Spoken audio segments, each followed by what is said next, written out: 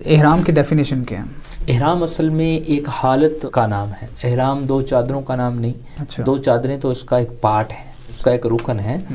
شرط سمجھ لیں، دو کپڑے شرط ہیں. جبکہ حالت احرام جو ہیں وہ ایک ایسی حالت ہے جس میں حلال چیزیں بھی اس پر حرام ہو گئیں. میاں بیوی سے تعلق قائم کرنا حلال تھا لیکن اب حرام ہو گیا. خوشبو کا استعمال حلال تھا اب حرام ہو گیا. بال نوچنا، بال کاٹنا حلال تھا حرام ہو گیا. یعنی بہت سی چیزیں اس نے اپنے اوپر حالت میں حرام کر لی. تو یہ کب شروع ہوتا ہے؟ جب آپ نیت اور تلبیہ کہہ لیتے ہیں. اگرچہ چادریں نہیں پہنی آپ نے، نیت اور تلبیہ آپ نے کہہ لیا، نیت کر لی. وضو کے بغیر بھی، وضو بھی ضروری نہیں اس کے لیے. یعنی نیت اور تلبیہ آپ نے کہہ لی تو فوراً حالت احرام شروع ہو گئی.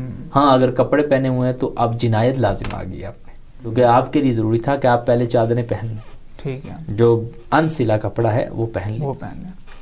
لیکن حالت احرام صرف نیت و تلبیہ کا نام ہے.